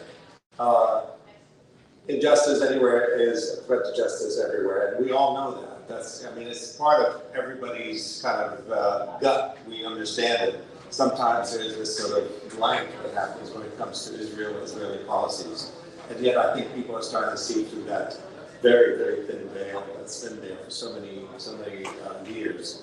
So I want to bring up someone else here who's a friend and someone who speaks out all the time, truth to power. He's the Assistant Secretary for Education and Public Service for the Smithsonian Institute in the past. He's no longer part of that. He's retired, so now he can speak whatever the hell he wants to without having to worry about somebody saying, "What did you just say in that rally?" So come on up, James Early.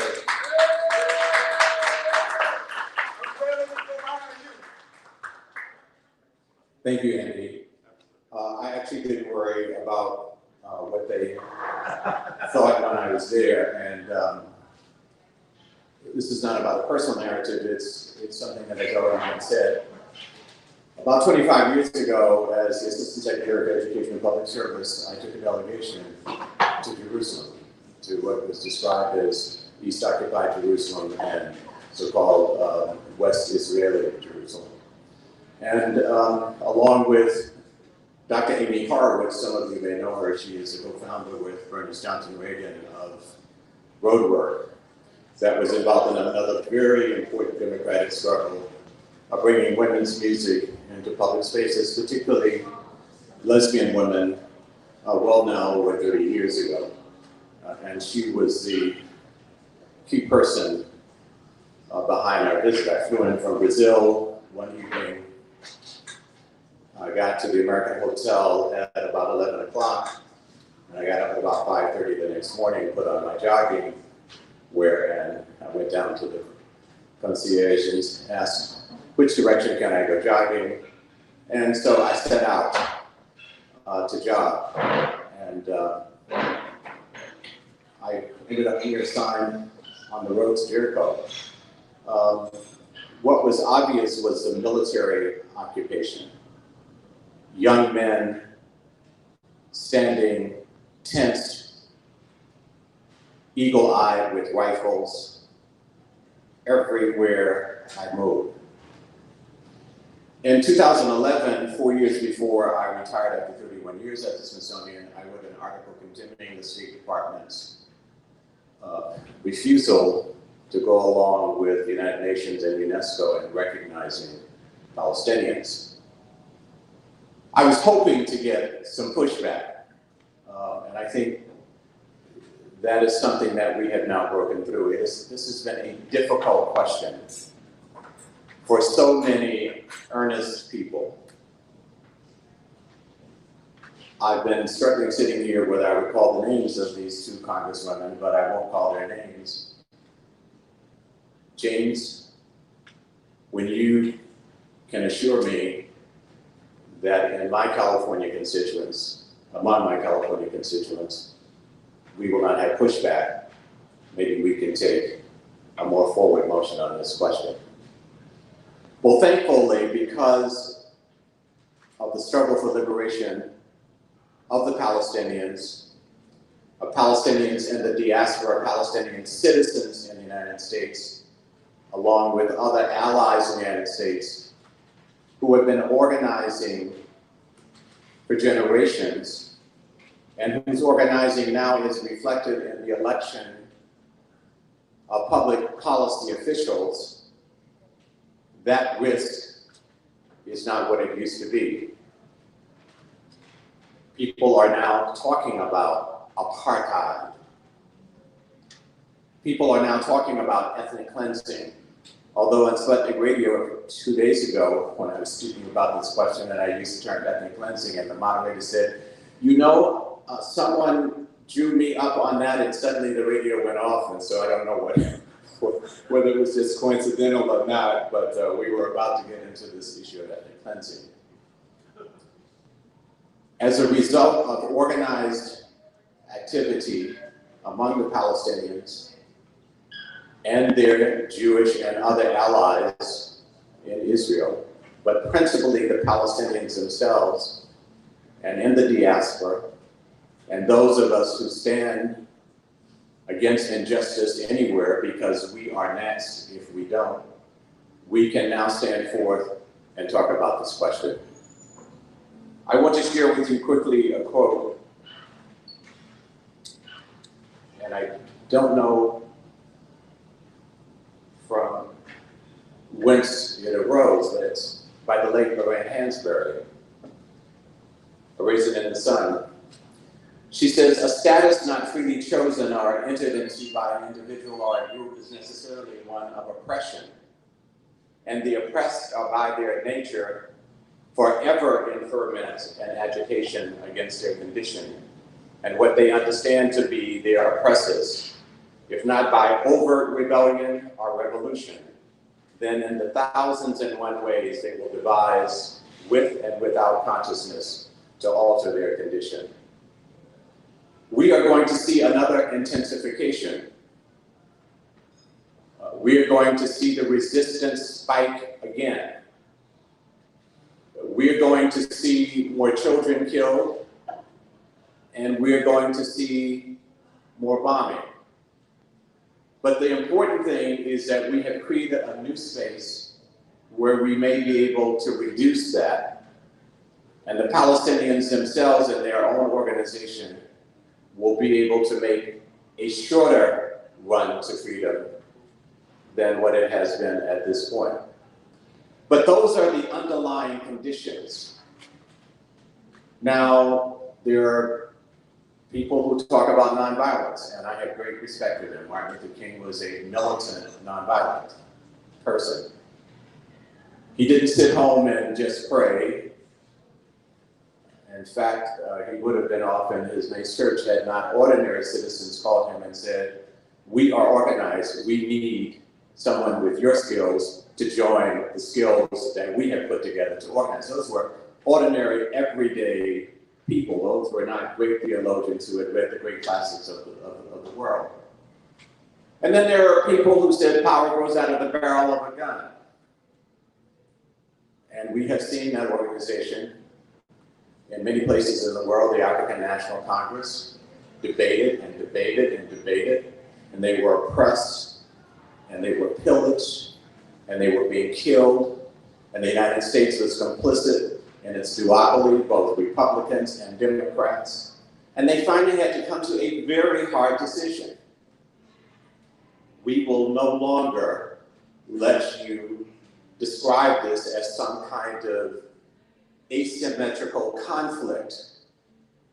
No one talks about the asymmetric nature of the oppression and the exploitation. It only comes to when people want to fight back, then suddenly people want to be neutral. I think it was that guy Dante somewhere says there's a special place in hell reserved for people who want to be neutral in the moments of decisiveness. So these are the narratives that we now have got to bring forth to talk about what are the underlying conditions. Because when I turn on Joy, it's no longer Joy in the AM, it's whatever it is, or Lemon in the whatever it is, Reverend Al. They are all talking about, well, the conflict between Israel, an abstraction, and Hamas, another abstraction. But what about the millions of those displaced people, those refugees, those people living in an open-air prison? CNN, NPR, they don't want to pick up that narrative.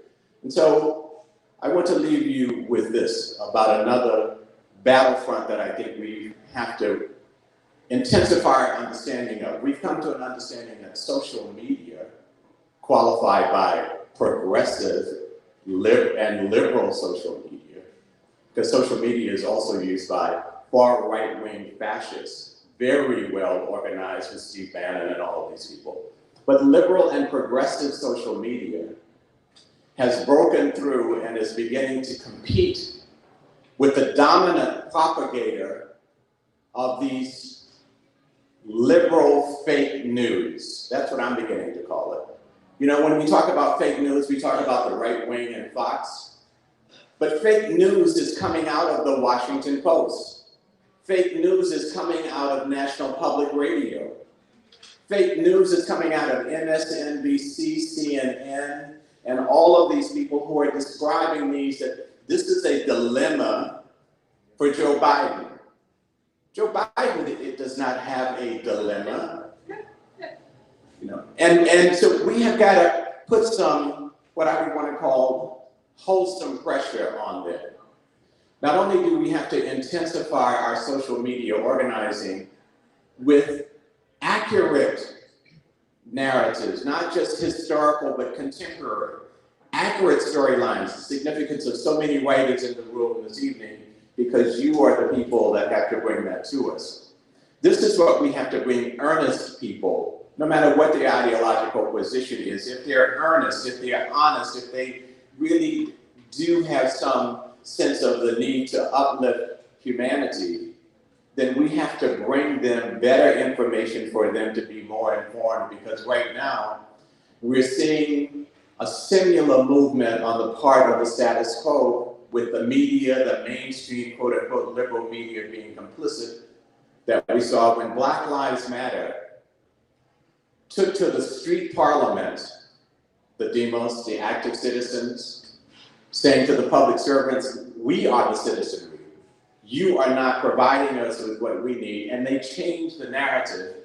And then we saw so-called moderate Republicans, Cory Booker, big time supporter of Israel, all of these people line up, suddenly Black Lives Matter, and they were out at these demonstrations because they were trying to reclaim control.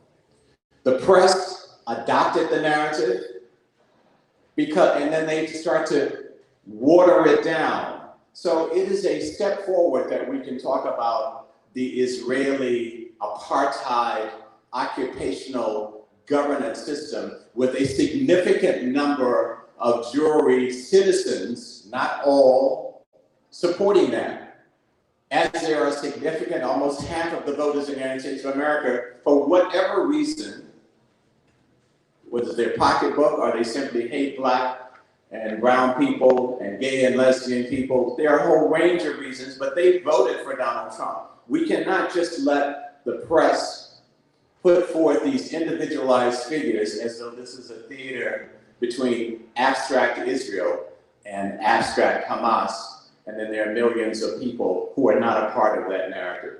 So as we move forward with sanctions demonstrations, with boycotts, with intensified social media, let's put some loving call out to the liberal media to say, you are inaccurate and you're too smart to be that.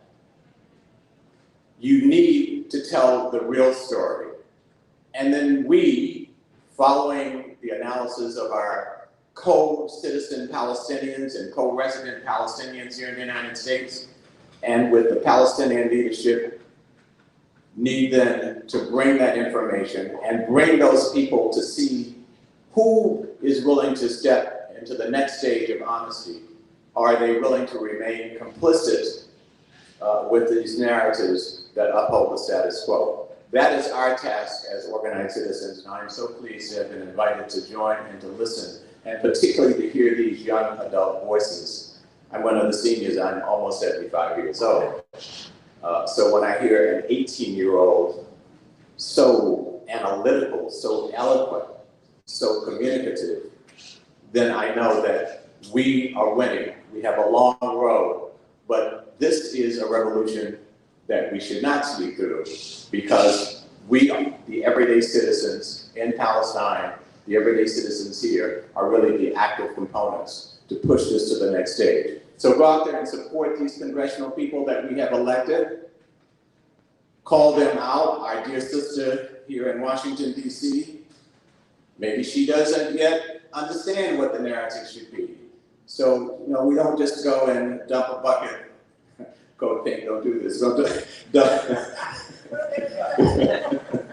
dump a bucket of poo in front of No, there are other houses that require that.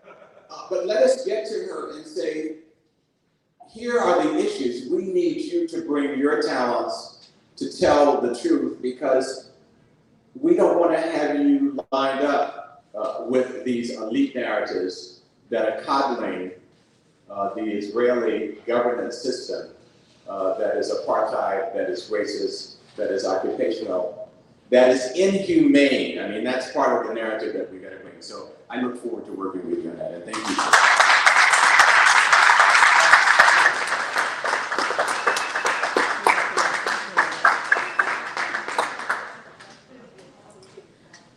love the different voices that we've had tonight. Just a wonderful array of people who have so much to offer. And I don't know if anybody had a chance to watch, or if you ever watched, Fareed Zakaria on CNN. Well, did you see him today? I thought the world has changed because he had on the show Nora Erica, one of our own, one of the leaders of the movement. And she was just fantastic, as she always is. But to see on CNN her saying that we need to strengthen the campaign for boycott, divestment, and sanctions against Israel was just like, you know, stunning to see that and hear that on CNN. And, you know, the throwing out of this word apartheid Israel used to be such a radical thing to say.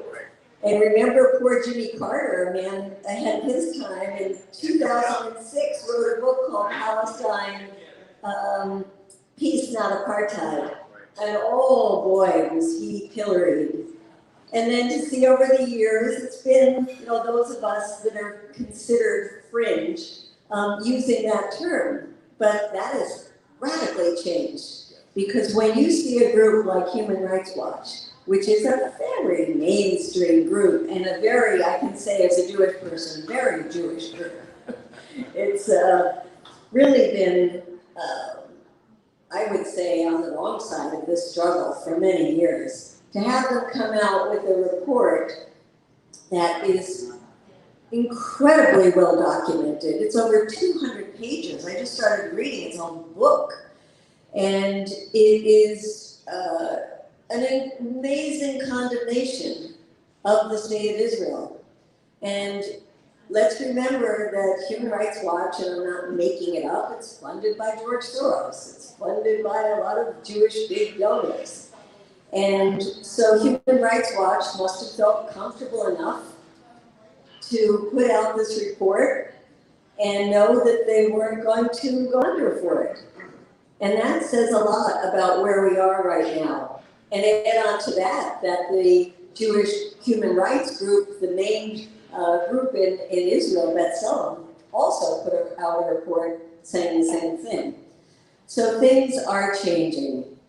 And I think part of the reason that we here are seeing this movement in a different frame is a lot because of what the Black Lives Matter movement has done to open up that kind of space and create those kind of linkages.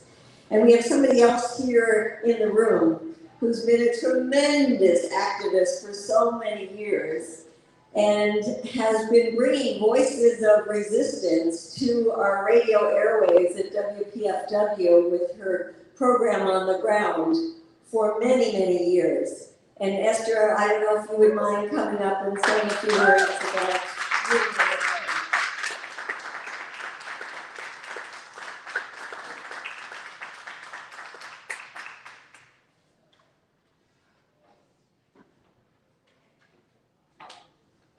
Thank you, Medea, Andy, for creating the space.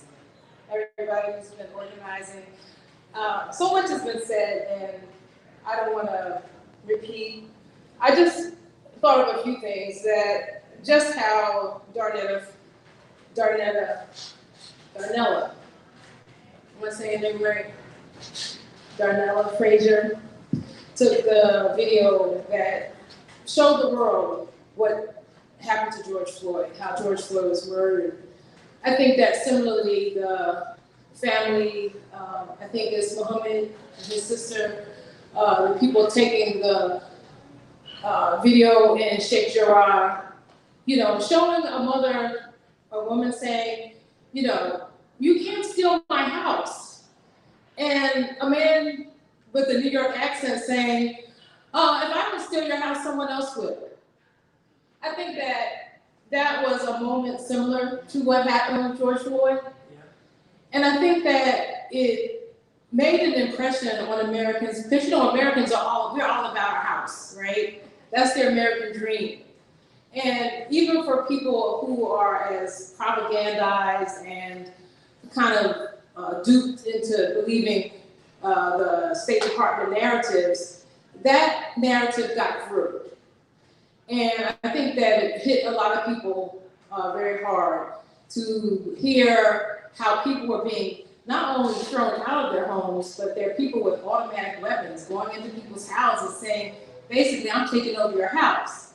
So I think that that was one. And then the other one is the Al-Aqsa Mosque. And we talked about corporate media. And the interesting thing is that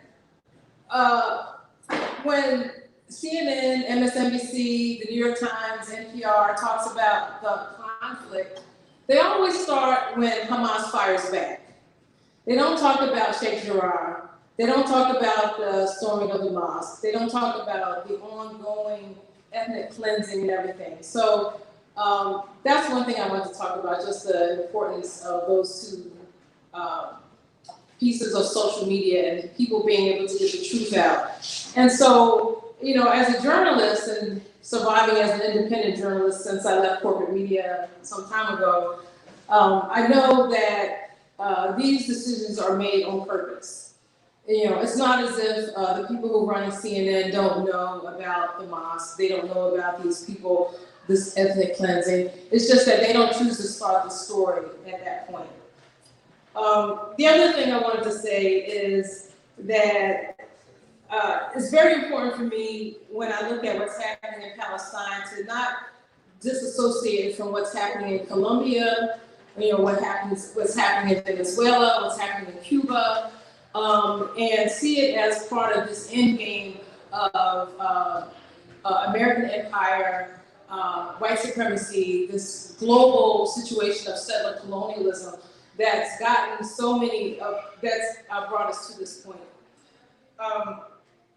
And I just wanted to read a poem that I wrote when there was the Great March of Return, because that's something else that gets ignored. You know, they talk about, you know, why can't the Palestinians be peaceful? This was a mass movement of peaceful march of people going to the border of Gaza. And I don't even like to see it use that word border. It's not a border, it's a fence. And people went there every Friday. And I remember, like, when we were reporting on it as best we could, and I don't know, more than 200 people killed, thousands of people injured, and there was a specific intent to shoot people in the head, shoot children in the head, to maim young men in their legs so that they could not run, like athletes, people who had, you know, prospects to do athletics and stuff, so that they could not do that anymore. The medic, the young woman killed, and the anniversary of her murder is, I think, coming up in June. I don't have her name right in front of me, but you know what I'm talking about. And how there was no excuse for that, just like there was no excuse for them bombing the press building in Gaza. Okay, so it's called the Great March of Return. Come and see this new mound of dark corpses on which we plant the American flag, on the body of an 8-month-old suffocated blue from tear gas, and on the teenager with half his head gone, and on the woman curled fetal who will never be a mother. Come and see as the dead fall in Gaza and as the American flag rises. Come and see the flag waving in Jerusalem, the Marines color guard goose-stepping the high-heeled standing ovations on occupied land. Come and see this ceremony and bold killing at the new shrine of empire. See this parade of white supremacy, the hideous pageantry of Nazi science, of apartheid science, where Lieberman knows every bullet and where every bullet landed. See the murderer Netanyahu standing spewing lies about peace, his tongue revealed as a swarm of maggots that devour his head. See Jared Kushner, an ignoramus in a blue suit, parroting the party line. Like any average SS, he has become death, the destroyer of worlds. See Ivanka Trump, see it is not all about Hitler, but about those who followed and believed the lie and repeated the lie and passed the lie down to their children. Come and see the trained, cowardly IDF snipers high up in canopied bunkers of cement, looking through their scopes, cursing, laughing, and now and then taking turns, shooting across free barbed wire fences, killing children and journalists, targeting the legs, knees of thousands, creating an army of amputees. Come and see these cowards paint and point across free barbed wires, fences, and shoot. And so come and see thousands from Gaza, coming from ruins of 1,000 bombings, coming from concentration camp rubble, where there is little food, little water, little electricity, where there are no jobs and there is no money, where farmers are shot trying to farm, where fishermen are shot trying to fish, where the sick just get sicker, wither, and die, whereas the prisoners try to escape, they are shot. Come and see the 2 million prisoners tired of dying and unafraid of death. Come and see another dark people mourning and then fighting back and choosing their land. Come and see them returning to their land of dates, figs, pomegranates, and oranges. Come and see 2 million prisoners coming home to Haifa, Jaffa, Acre, Sufad, Ramle, Lid, Al-Majab, Al-Majdal, Ascalon, Beersheba, Beisan, and Jerusalem. Come and see 2 million prisoners returning, returning, returning, returning home.